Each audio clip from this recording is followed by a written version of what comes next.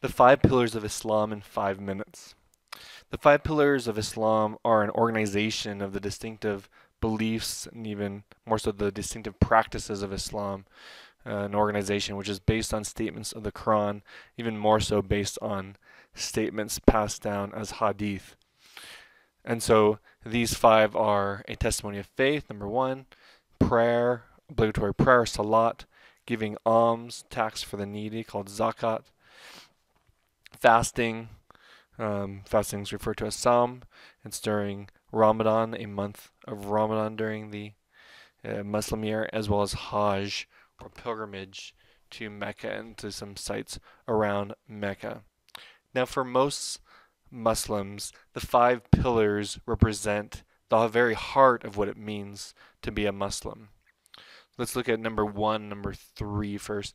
The Shahada literally means a testimony, or bearing witness to what one stands for as truth. So in the Shahada, which is repeated, for example, in the call to prayer, each time there's a call for one to come to prayer, a Muslim will recite over a loudspeaker, Ashhadu ya ilaha illallah wa Muhammadun Rasulullah. There's no God but God, and Muhammad is his prophet, or Muhammad is his messenger, are the words that are spoken. This constitutes the very basic statement of what it means to be a Muslim, that basic belief that unites all Muslims of whatever sect or denomination, pretty much. And this is something that is affirmed on a daily basis and said aloud on a daily basis by Muslims.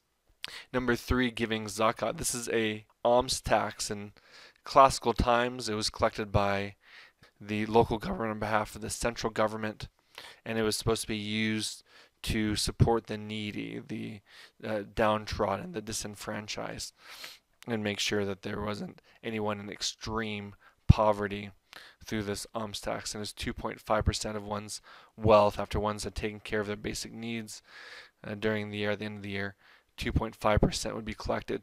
Today, most countries don't collect it, but rather it's an obligatory alms tax that a Muslim will fulfill by their own conscience. In other words, there'll be a mosque fund or a different foundations that one can donate to and fulfill one's obligation to zakat that way, although a few Muslim majority countries do collect zakat as part of their taxation system. Okay, let's look at the other one. So prayer, called Salaat, this literally means to connect with or communicate. Connect with whom or communicate with whom? Well, what Muslims consider as the one single God. Okay, it begins with ablutions. This is a fancy word for ritual washing. So it's close and similar to actually becoming physically clean, but it's more becoming ritual clean. In other words, becoming clean before God. Okay, becoming spiritually clean, ready of a cleansed mind and heart, and the outward actions of washing the hands, of washing the arms, of washing the feet, of washing the face, of washing even the inner nostril, of wiping over the head. These are actions that makes one ritually pure.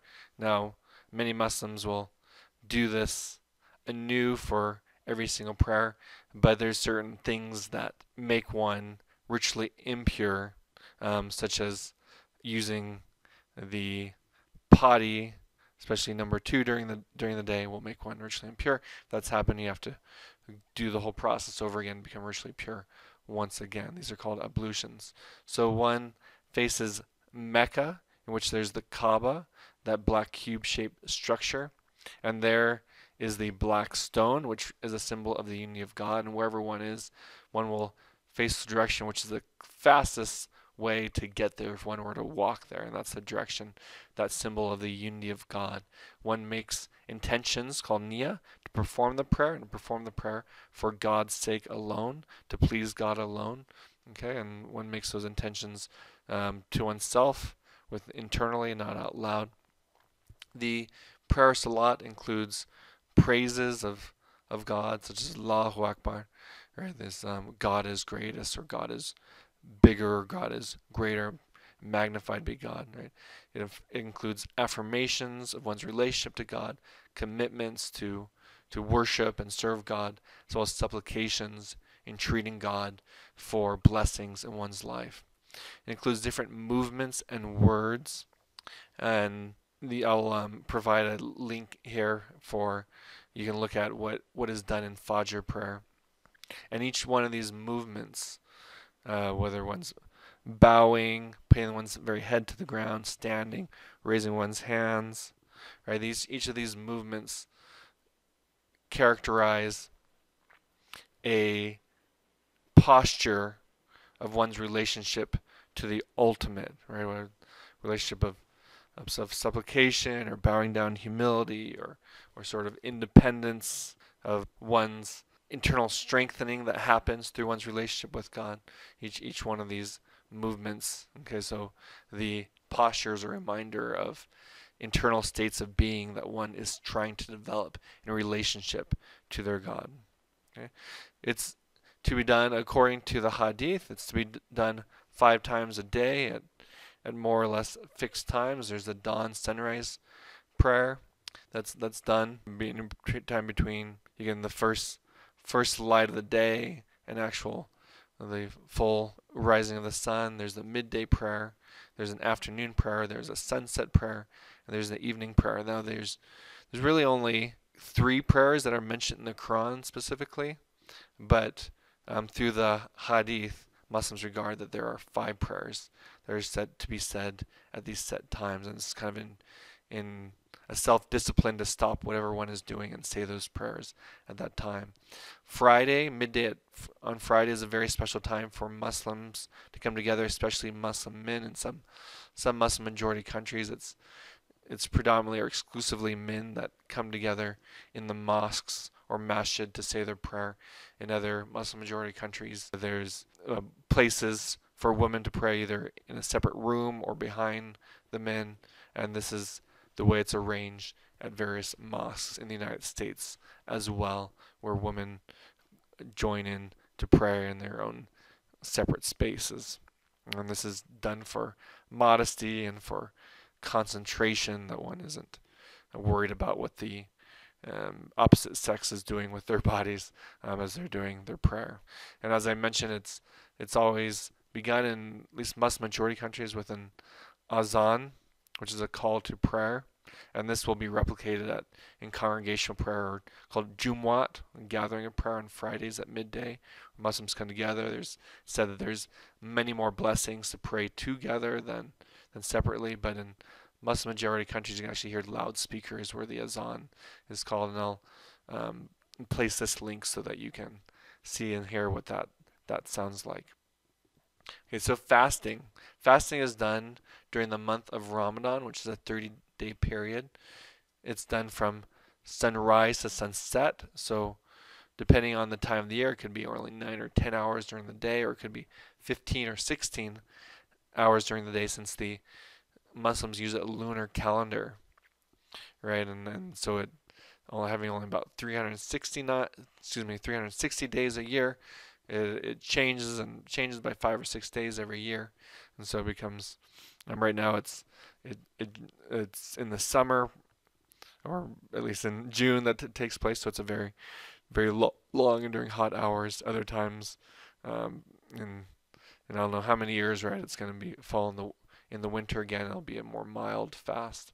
And after the 30 days, there's a big feast called Eid al-Fitr, in which Muslims come together and often we'll try to feed the hungry even during the regular days each day. They'll also have kind of a minor Eid al-Fitr, sort of providing for the hungry, showing hospitality to others in closing their fast and eating once again at sunset. So from sunrise to sunset, no food, no drink, no sex during these hours, and Muslims are supposed to not smoke either, which is for those who are addicted to smoking can be even a bigger challenge than the no food and no drink part of the fast. Right? Those who are physically disabled in some way during this period are recommended or sometimes obliged not to fast, depending on the Muslim's interpretation. Those who are sick, a woman who is menstruating, okay, during nursing, a woman who's nursing, during difficult travel, they're excused from doing the fast. According to many interpretations, one should make up the missed days at a later date, though, once one is well and can fast. Again, make up however many days were missed, fasting on those days. The fasting commemorates the time of the first revelations. It said when Muhammad had that encounter with the angel Gabriel, he was retiring during the month of Ramadan, right? So it replicates what's often called the month of power, the nights of power, Layla Qadr, right? This time in which the revelations were sent down. It's done as a surrender to God's command, right? God commands to fast during this time. So this is the first and foremost reason that it's done. It's also done, there's a sense that it's a self-discipline to control one's lower desires, right? Not having to be controlled and dominated by one's appetites to eat, to drink, at whatever times, right? These different appetites, but rather discipline them. And it's also expounded that it's done out of compassion for the poor and the hungry. What does it mean? What does it feel like to go hungry? Well, you can develop more empathy for this by refraining from eating and drinking during these 10, 12, 14, 16 hours during the day. Okay, finally, we'll look at the pilgrimage really quickly. This is called Hajj, and it's done during a 5-day period to Mecca and to sites nearby Mecca in the country that is now Saudi Arabia, in the southwestern part of this area, in the Arabian Peninsula. And it can be done during various times of the year, but it's considered kind of a lesser Hajj called Umrah, and has much fewer requirements, but it's only during a set 5-day period on the month of the Hajj in which it's actually considered the fulfillment of this pillar of Islam. Okay, one sanctifies oneself upon or before entering Mecca, and this is called ihram. One dons a white cotton garment, and everyone's supposed to look like they're spiritually equal through donning the same or similar looking white garment. It's also a reminder of the garment one will take on or wear when one meets their Creator. It's said that one should be given this sort of white garment on one's death and one's burial as well. So from the Creator one comes from to the Creator one's return. And this is the destiny of everyone. It's part of our spiritual equality per se. The only thing that's is a promise is, I guess, taxes and death, right? As the saying sort of goes. Okay, so it's done to the Kaaba. Okay, the black cube-shaped structure where there's a black stone and other sites, and you can see on this what those sites are. It lasts for 5 days. Okay, one does different things during each of those days. Okay, so besides I'll put some videos there that you can look at and see how it's done in actuality. But right, the thing that most people who know anything about the Hajj know about the walking around, called circumambulating. Okay, walking in a circle counterclockwise around the Kaaba, the black cube-shaped structure, and as one makes one's pass around, can see the black stone. One points at it. Right, this is a thing that's done, and millions of Muslims will come together to do this. There'll be hundreds of thousands of performing in the Great Mosque this rite or ritual at the same time, and trying to watch out for each other as they do it, while creating a reverent and devotional sort of posture and internal disposition while one tries to perform it. Another distinguished practice of the Hajj is casting stones at the devil. Right, this happens near Mina. Right, and there's 3 pillars that represent the stone, and it's said that the devil tried to compel Abraham and whisper into his heart and cast doubt that he should follow God's command and sacrifice his son, and he cast away the devil, throwing stones, whether it was physically done or it was more of an internal spiritual thing that was done of get away devil sort of thing. It's open to interpretation, but this legendary part of Muslim memory, is done as a ritual commemoration for one's own disposition or relationship to when the devil or Satan or base and unethical things become whispered into one's heart and one becomes overcome by that. Cast stones, let that devil cast it away, and follow God's commands, surrender to God's will. That's what it means to be a Muslim. Okay. Another rite of this is to run back and forth between hills. It's said that after Abraham cast out Hagar and his oldest son Ishmael, that she came to this plain in the Arabian desert and was very thirsty and had no water, and she was frantically running between these two hills looking for a place of water. And so in her beseeching and her frantic looking after and empathizing with her own need and other people who are in need, right? This is done as one runs, and it's more of a walk for crowd control today. Some do a fast walk. Okay. They visit the Mount Arafat, or sometimes called the Plain of Arafat. You'll see that in the video. And this is, according to some legend, is connected with the place where Adam and Eve were in the Garden of Paradise and came out of paradise. There's also a place where, according to other Muslim legends, Muhammad performed his sermon, or his last sermon, before returning to Medina and dying.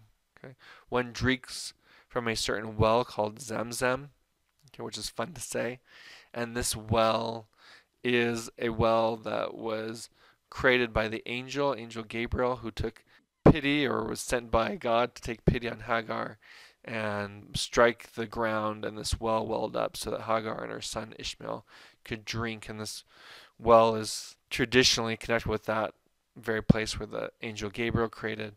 And today the Saudi Arabian government provides coolers that's said to be water directly from this well, in which the millions of pilgrims can drink from these coolers, and that are sourced from the well of Zamzam, at least.